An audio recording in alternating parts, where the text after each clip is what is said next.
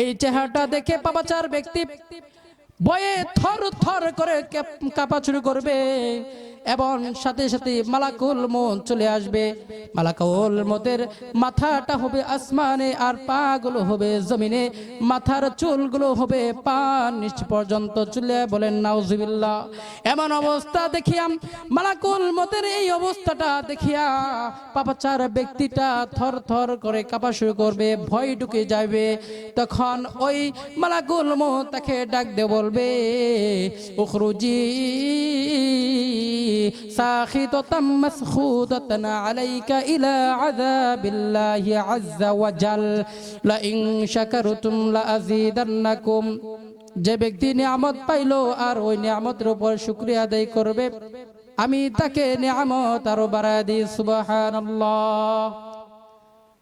আর যে ব্যক্তি নিয়ামত পাওয়ার পর নিয়ামতের উপর শুকর আদায় করবে না, আমি তার কাছ থেকে নিয়ামত ছিনিয়ে নেই। নাউজুবিল্লাহ। শুধু তাই নয়, ইন্না আযাবি লাশাদীদ, ওই ব্যক্তির জন্য কঠিন শাস্তির ব্যবস্থা করা রয়েছে। চিল্লায় বলেন নাউজুবিল্লাহ। এখন আমি আপনাদের কাছে জানতে চাই, আমরা যে এখানে আসতে পারছি এটা আল্লাহ তাআলা দেয়া নিয়ামত কি নিয়ামত না? এটা আল্লাহ তাআলার নিয়ামত। যারা দোকান পাটে বসে রয়েছে এই নিয়ামত থেকে বঞ্চিত রয়েছে। এজন্য সকলকে অনুরোধ করব, আপনারা অতি দ্রুত আমাদের প্যান্ডেলের নিচে চলে আসেন। অল্প সময় আমি কথা বলবো, তারপরে আলেম ওলামা রয়েছে, তারা কথা বলবে ইনশাআল্লাহ। তো আল্লাহ তাআলা আমাদেরকে দুনিয়াতে পাঠাইছেন, কিসের জন্য পাঠাইছেন? আল্লাহ তাআলা কি আমাদেরকে অনার্থক পাঠাইছেন নাকি? আল্লাহ তাআলা আমাদেরকে দুনিয়াতে অনার্থক পাঠায় নাই।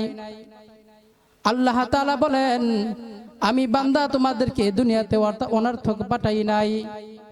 তোমরা কি মনে করছো যে আমি তোমাদেরকে দুনিয়াতে অনার্থক পাঠাইছি এবং আমার কাছে আর কখনো ফিরে আসবে না, এমনটা কি মনে করো?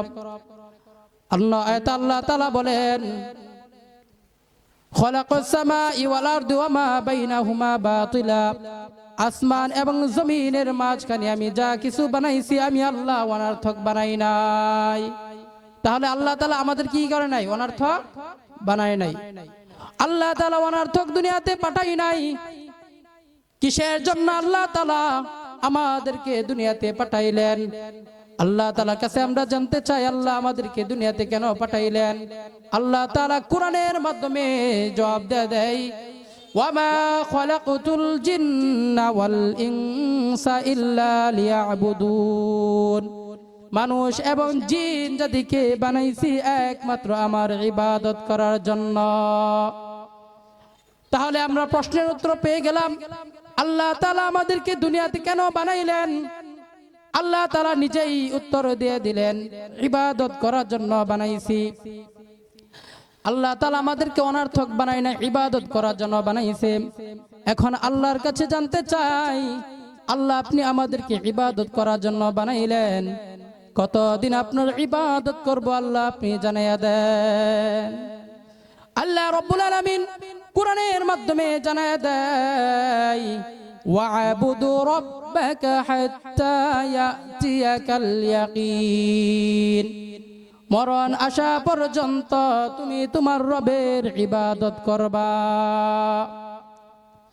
এক নাম্বার প্রশ্ন, আল্লাহ তাআলা আমাদেরকে কিসের জন্য বানাইলেন? আল্লাহ তাআলা উত্তর দিয়ে দিলেন, ইবাদত করার জন্য বানাইছি। দুই নাম্বার প্রশ্ন, কতদিন ইবাদত করব? আল্লাহ তাআলা উত্তর দিয়ে দেয়, মরণ পর্যন্ত ইবাদত করব। তাহলে আল্লাহর কাছে জানতে চাই, আল্লাহ আমরা মরণ পর্যন্ত ইবাদত করব, আমাদের তাহলে কি মরণ হয়ে যাবে? আল্লাহ তাআলা কোরআনের মাধ্যমে জানায় দেয়, কুল্লু নাফসিন যায়িকাতুল মাউত, প্রত্যেক মানুষের ওই মৃত্যুর স্বাদ গ্রহণ করতে হবে, কোনো সন্দেহ নাই। আসমান জমিনের মাঝে যা কিছু আল্লাহ তাআলা বানাইছে এবং যার ভিতরে আল্লাহ তাআলা আত্মা দিয়েছে, কেউ দুনিয়াতে থাকতে পারবে না, সকলেরই মৃত্যুর স্বাদ গ্রহণ করতে হবে, কোনো সন্দেহ নাই। সন্দেহ আছে? কোনো সন্দেহ নাই। আল্লাহর কাছে জানতে চাই, আল্লাহ তাহলে আমাদের মরণ হয়ে যাবে, এই মরণ থেকে বাঁচার জন্য যদি আমরা এইখান থেকে অন্য কোথাও চলে যাই, যদি আমরা মক্কায় চলে যাই, মালয়েশিয়া চলে যাই, এইখান থেকে দূর দেশে চলে যাই, এই মরণ থেকে কি বাঁচতে পারবো? আল্লাহ তাআলা কোরআনের মাধ্যমে জানিয়ে দেয়, উল্লাই ইয়ানফাকুমুল ফিরার ইন ফারারতুম মিনাল মাউতি আবিল কতল। এই মরণ থেকে বাঁচার জন্য তোমরা যতই পলায়ন করো কোনো কাজে আসবে না। এই মরণ থেকে তোমরা কেউ বাঁচতে পারবে না। আল্লাহর কাছে জানতে চাই, আল্লাহ আমরা যদি এই মরণ থেকে বাঁচার জন্য এমন একটা ঘর তৈরি করি, এমন একটা লোহার ঘর তৈরি করি, লোহার কাঁচা তৈরি করি, যেখানে পিপিলিকা পর্যন্ত ঢুকতে পারবে না, যেখানে মাকড়সাও ঢুকতে পারবে না, আল্লাহ এমন জায়গায় মরণ আমাদের কাছে আসতে পারবে কিনা আল্লাহ আপনি জানিয়ে দেন। আল্লাহ তাআলা কোরআনের মাধ্যমে জানিয়ে দেয়, আইনামা তাকুনু ইউদরিকুমুল মাউত ওয়ালাউ কুনতুম ফি বুরুজিম মুশাইয়াদা। এই মরণ থেকে বাঁচার জন্য তোমরা যেখানেই অবস্থান করো না কেন কোনো কাজে আসবে না, মরণ তোমাদেরকে ওইখানে পাকড়াও করবে। এই মরণ থেকে বাঁচার জন্য যদি তোমরা লোহার খাঁচার ভিতরে লিপিবদ্ধ হয়ে যাও, মরণ তোমাদেরকে ওইখানে পাকড়াও করবে, কোনো সন্দেহ নাই। তাহলে আমরা কি মরণ থেকে বাঁচতে পারবো? আমরা কেউ মরণ থেকে বাঁচতে পারবো না। আল্লাহর কাছে জানতে চাই, আল্লাহ মরণ যখন আমাদের কাছে আসবে, তখন এই মরণের সময় আল্লাহ আমাদেরকে একটু সময় দেওয়া হবে কি নেই, একটু আগে অথবা পরে আসবে কিনা। আল্লাহ তাআলা কোরআনের মাধ্যমে জানায় দেয়, লিকুল্লি উম্মাতিন আজাল। আমি আপনি আপনাদের প্রত্যেকেরই সময় নির্ধারণ করা। আল্লাহ তাআলা বলেন, ইযা জাআ আজালুহুম লা ইস্তাখিরুনা ফালা ইস্তাকদিমুন। যখন মরণের সময় হবে, একটু আগেও আসবে না, পরেও আসবে না, নির্ধারিত সময়ের মধ্যে মরণ আমাদের কাছে চলে আসবে। ভাইরা আমার, কোরআনের কতগুলো আয়াতের মাধ্যমে আমরা বুঝতে পারলাম মরণ থেকে আমরা কেউ বাঁচতে পারবো না, মরণ থেকে আমরা কেউ বাঁচতে পারবো না। আমরা যত কিছুই করি না কেন, আমাদের থেকে কত কত বড় বড় পণ্ডিত দুনিয়াতে ছিল, দুনিয়াতে কেউ থাকতে পারে নাই। টাকাওয়ালা ছিল, জমিদারিওয়ালা ছিল, বাহাদুরওয়ালা ছিল, শক্তিশালী মানুষ দুনিয়াতে ছিল, কেউ থাকতে পারে নাই। আমি আপনি দুনিয়াতে থাকতে পারবো না। ইতিহাস দেখেন, দাদা ছিল দুনিয়াতে, এখন দাদা নাই, দাদি ছিল তারাও চলে গেছে, নানা নানি ভাই বোন আত্মীয় স্বজন অনেকেই দুনিয়া থেকে চলে গেছে, কেউ দুনিয়াতে থাকতে পারে নাই। তারাও চেয়েছিল আমাদের মতো দুনিয়াতে 1000 বছর বেঁচে থাকবে, কিন্তু কেউ থাকতে পারে নাই। আমরা যত চেষ্টা করি দুনিয়াতে সারা জীবন বেঁচে থাকতে পারবো না, একদিন না একদিন এই দুনিয়া থেকে চির বিদায় নিয়ে চলে যেতে হবে। কথা বলেন ঠিক কিনা? আল্লাহ তাআলা বলেন, দুনিয়াতে তোমরা কেউ থাকতে পারবে না। আবু জাহেল কত বাহাদুর ছিল, টাকা পয়সাওয়ালা ছিল। নমরুদ কত টাকাওয়ালা ছিল, বাহাদুর ছিল। এরকম বড় বড় পণ্ডিত দুনিয়াতে ছিল, কেউ থাকতে পারে নাই। আল্লাহ তাআলা সবাইকে দুনিয়া থেকে তুলে নিয়েছেন। কথা বলেন ঠিক কিনা? আর আমরা দুনিয়াতে এরকম ভাব নিয়ে চলি, মনে হয় আমরা দুনিয়া থেকে আর কখনো যাব না, সারা জীবন মনে হয় এই দুনিয়াতে বেঁচে থাকবো। কথা বলেন ঠিক কিনা? এরকম লোক আছে না? এরকম লোক আছে। আল্লাহ তাআলা বলেন, দুনিয়াতে তোমরা কেউ থাকতে পারবে না, সকলেরই দুনিয়া থেকে চলে যেতে হবে। মুসলমান ভাইরা আমার, আল্লাহর এক সাহাবী তিনি বলেন, রাসূল সাল্লাল্লাহু আলাইহি ওয়াসাল্লামের সঙ্গে আমরা কোনো এক আনসারী সাহাবীর জানাজার পড়ার জন্য, অংশগ্রহণ করার জন্য বের হয়ে গেলাম। গিয়ে দেখি এখনো কবর খনন করা সম্পূর্ণ হয়নি, একটু দেরি হবে। এই জন্য রাসূল সাল্লাল্লাহু আলাইহি ওয়াসাল্লাম ওই কবরের সামনে বসে পড়লেন। আমরা সাহাবীরাও রাসূল সাল্লাল্লাহু আলাইহি ওয়াসাল্লামের আশেপাশে আদবের সাথে বসে পড়লাম। এমন ভাবে বসলাম যদি দুনিয়ার কোনো পাখি আমাদের উপরে বসে আমরা টের পাবো না, এমন শান্ত ভাবে বসে পড়লাম। তারপরে দেখি নবীজির হাতে একটা লাঠি, সেই লাঠি দ্বারা জমিনের মধ্যে আঁকাআঁকি করছে, যেমন চিন্তিত ব্যক্তিরা করে থাকেন। দীর্ঘ সময় নবীজি জমিনের মধ্যে আঁকাআঁকি করছেন। নবীজি কোনো কথা বলে না। কোনো এক সময় হঠাৎ করে মাথা তোলেন আর সাহাবীদেরকে ডাক দেবে, ও সাহাবীর দল, এই কবরের আযাব থেকে আল্লাহর কাছে পানাহ চাও। এই কথাটা 2 বার অথবা 3 বার বললেন। অথবা রাসূল সাল্লাল্লাহু আলাইহি ওয়াসাল্লাম ডাক দেবেন, সাহাবীগণ, যখন কোন ঈমানদার ব্যক্তি দুনিয়া থেকে যাওয়ার সময় হয়, পরপরে যাওয়ার সময় হয়ে যায়, এই ঈমানদারের যখন যাওয়ার সময় হয়, তখন আল্লাহ তাআলার হুকুমে আসমান থেকে হাজার হাজার ফেরেশতা ওই ঈমানদারের আত্মাকে স্বাগতম জানাবার জন্য দুনিয়াতে চলে আসে। বলেন না সুবহানাল্লাহ। শুধু তাই নয় রে মুসলমান, প্রত্যেকটি ফেরেশতার হাতে জান্নাতি পোশাক এবং সুগন্ধি নিয়ে ওই ঈমানদার ব্যক্তির সামনে লিপিবদ্ধ হয়ে বসে যায়। সুবহানাল্লাহ। অতঃপর মালাকুল মউত ওই ঈমানদার ব্যক্তির সামনে আসে, মাতার কাছে আসে। আসার পরে তাকে ডাক দে, বলে, সালাম দেয়, আসসালামু আলাইকুম ইয়া ওয়ালি আল্লাহ, হে আল্লাহর বন্ধু সালাম, আপনাকে সালাম। হে আল্লাহর বন্ধু, আল্লাহ তাআলা আপনার উপরে খুশি আছেন। উঠেন উঠেন, ওই ঘরের দিকে উঠেন যেই ঘর আল্লাহ তাআলার হুকুম পালন করে আপনি নির্মাণ করেছেন। সুবহানাল্লাহ। মুসলমান বাবাজিরা, যখন এমন ভাবে ওই মালাকুল মউত ঈমানদার ব্যক্তিকে সালাম দেয়, কোন হাদিস আছে রাসূল সাল্লাল্লাহু আলাইহি ওয়াসাল্লাম বলেন, যখন মালাকুল মউত পরপরে যাওয়ার সময় হয়, মালাকুল মউত যখন ওই ঈমানদার ব্যক্তির সামনে আসে, ঈমানদার ব্যক্তি যাওয়ার সময় হয়ে যায় দুনিয়া থেকে, ঈমানদার ব্যক্তির সামনে যখন মালাকুল মউত চলে আসে, মালাকুল মউত ওই ব্যক্তির কাছে অনুমতি নেয়। আপনি কি আল্লাহ তাআলার কাছে যেতে চান, নাকি আপনাকে দুনিয়াতে মানুষের কাছে রেখে যাব? আপনি কি দুনিয়াতে থাকতে চান নাকি? তখন ওই ঈমানদার ব্যক্তি মালাকুল মউতকে ডাক দিয়ে বলেন, আল্লাহ তাআলা দুনিয়াতে আমাকে পাঠাইছে, দীর্ঘদিন রয়েছি, যতদিন দুনিয়াতে থাকলাম দেখলাম দুনিয়াতে খুনাখুনি, গুনার কাজ, হিংসা, তাকাব্বুরি কত কিছুই রয়েছে। এই গুনার দুনিয়াতে আমি থাকতে চাই না, তুমি আমাকে আল্লাহর কাছে নিয়ে চলো। এই কথা শোনার পরে মালাকুল মউত তখন হাতে একটা রেশমি কাপড়, এমন নরম কাপড় নয়, সেই নরম কাপড় হাতে লয়ে আর সুগন্ধি কাপড়ের ভিতরে লাগাইয়া তখন ওই ঈমানদারের থুতার নিচে ধরার পরে আল্লাহ তখন ওই মালাকুল মউত ঈমানদারকে উদ্দেশ্য করে বলে, উখরুজি রাদিয়াতাম মারদিয়াতান আনকি ইলা রাউহিল্লাহ। সুবহানাল্লাহ।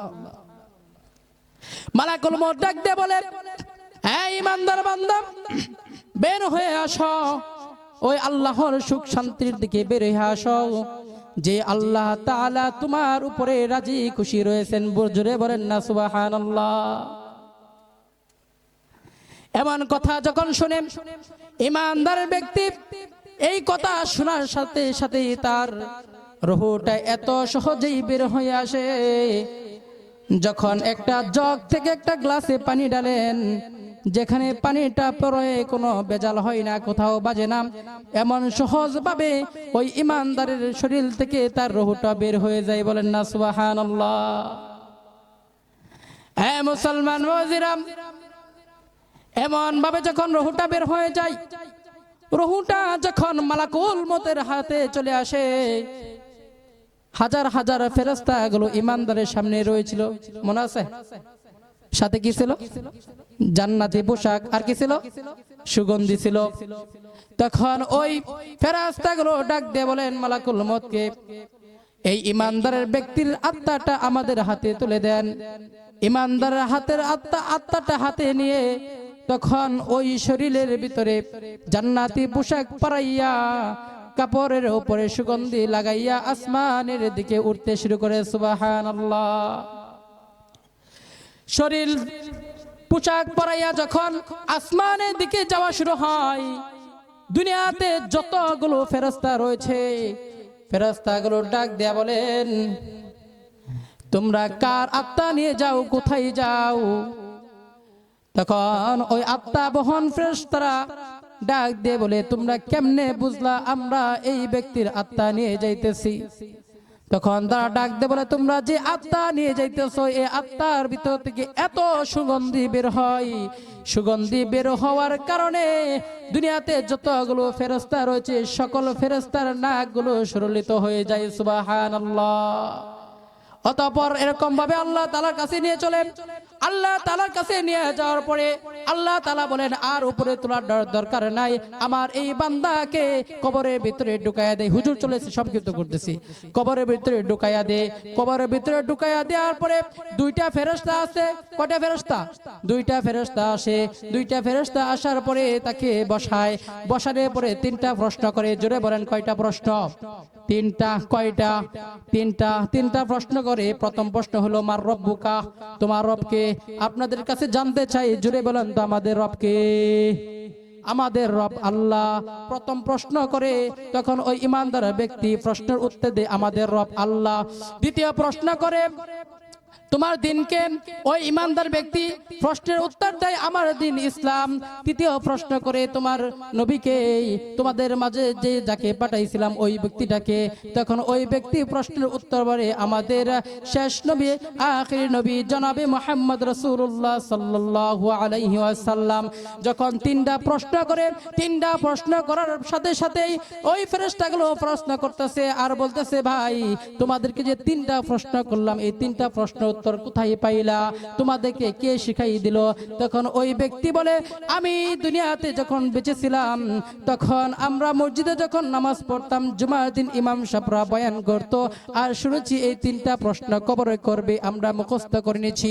লাঙ্গল শিমুল কবরবাসীদের ইসারে সব উপলক্ষে যে ওয়াজ হয়েছিল সেখানে তিনটা প্রশ্নের কথা আলোচনা করা হয়েছিল, আমরা শুনে শুকে ফেলেছি। এইগুলো আজকে প্রশ্ন করা হয় আর সেটার উত্তর আমরা দিয়ে দিই। সুবহানাল্লাহ।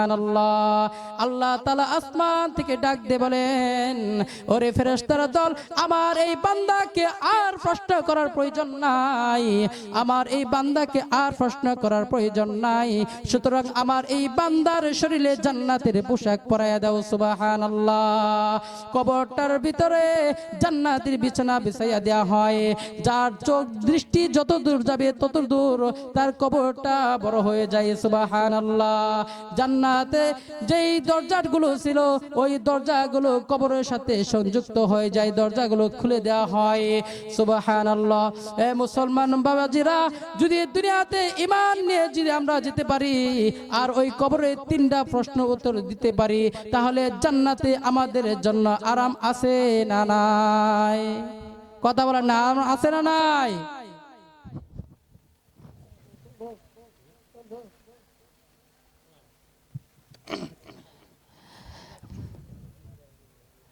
মুসলমান বাবাজিরা,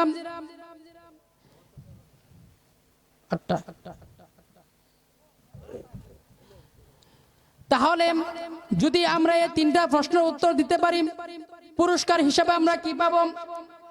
জান্নাত এবং কবরের ভিতরে যেই শান্তিগুলো রয়েছে আল্লাহ তাআলা আমাদেরকে দিবেন। কিন্তু প্রশ্নের উত্তর যদি আমাদের না দেয়া হয়, আল্লাহ রাসূল সাল্লাল্লাহু আলাইহি ওয়াসাল্লাম বলেন, নবীজি এই ঘটনাটা কোথায় বসে বলতেছিল?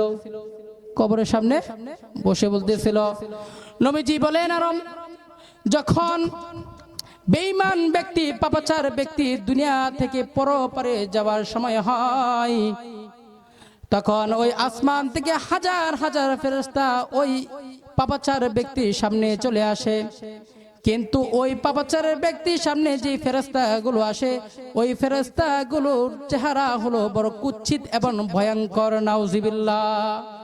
এই চেহারাটা দেখে পাপাচার ব্যক্তি ভয়ে থর থর করে কাঁপা শুরু করবে। এবং সাথে সাথে মালাকুল মউত চলে আসবে। মালাকুল মউতের মাথাটা হবে আসমানে আর পা গুলো হবে জমিনে, মাথার চুলগুলো হবে পা নিচ পর্যন্ত চলে। বলেন নাউজুবিল্লাহ। এমন অবস্থা দেখিয়া মালাকুল মউতের এই অবস্থাটা দেখিয়া পাপাচার ব্যক্তিটা থর থর করে কাঁপা শুরু করবে, ভয় ঢুকে যাবে। তখন ওই মালাকুল মউত তাকে ডাক দিয়ে বলবে, উখরুজি সাখিতাতাম মাসখুদাতান আলাইকা ইলা আযাবিল্লাহি আযযা ওয়া জাল। মালাকুল মউত ডাক দিয়ে বলবেন, মালাকুল মউত ডাক দেয়া বলবে, ও পাপাচার বান্দা, দুনিয়াতে থাকার সময়ে তোমরা কত পাপ করেছো, কত গুনাহ করেছো। আল্লাহ তাআলা তোমার উপরে নারাজ রয়েছেন, আল্লাহ তাআলা তোমার উপরে অসন্তুষ্ট রয়েছেন। সুতরাং তুমি তোমার মাওলার আযাবের দিকে বের হয়ে আসো। বলেন না নাউজুবিল্লাহ। এই কথা শোনার পরে ওই পাপাচার ব্যক্তি যখন এই কথা শুনবে তখন ভয়ে থর থর করে কাঁপবে এবং তার ভিতরে যে রুহটা রয়েছে রুহটা দৌড় শুরু করবে, পালাবার চেষ্টা করবে, কিন্তু সে পালাইতে পারবে না। তখন ওই মালাকুল মউত ওই ব্যক্তিকে খপ করে দৌড় পেরবে আর টেনে টেনে হেসরাইয়া তার শরীর থেকে আত্মাটা বের করে নেবে। চিল্লায় বলেন না নাউজুবিল্লাহ। হ্যাঁ মুসলমান, যখন এই ব্যক্তির আত্মাটা এত কষ্ট দিয়ে ভয়ঙ্কর ভাবে তার আত্মাটা বের করা হবে, আত্মাটা যখন এরকম ভাবে কষ্ট দিয়ে বের করা হবে, বের করার পর ওই যে হাজার হাজার ফেরেশতা গুলো রয়েছে ওই ফেরেশতারা গুলো আত্মাটা নেবে। আত্মাটা নেওয়ার পরে একটা সালার চট যেটা দুর্গন্ধযুক্ত ওটার ভিতরে পেঁচাইয়া আসমানের দিকে নিয়ে চলবে। আসমানের দিকে যখন যাবে প্রথম আসমানে যাওয়ার পর ফেরেশতাকে ডাক দিয়ে বলবে, ও ফেরেশতা, প্রথম আসমানের দরজা খুলে দাও। প্রথম আসমানের দরজা খুলে দেওয়ার কথা যখন বলবে তখন ওই ফেরেশতা বলবে, কার আত্মা নিয়ে আসছো, কোথায় থেকে নিয়ে আসলা? এই আত্মার দুর্গন্ধে আমরা থাকতে পারি, সুতরাং এই ব্যক্তির জন্য আসমানের দরজা হবে না। নাউজুবিল্লাহ। হ্যাঁ মুসলমান বাবাজিরা, যখন আসমানের দরজা যখন খোলা হবে না, আল্লাহ তাআলা ডাক দিয়ে বলবে, এই পাপাচার বান্দার আত্মাটা আসমানে তোলার কোনো প্রয়োজন নাই।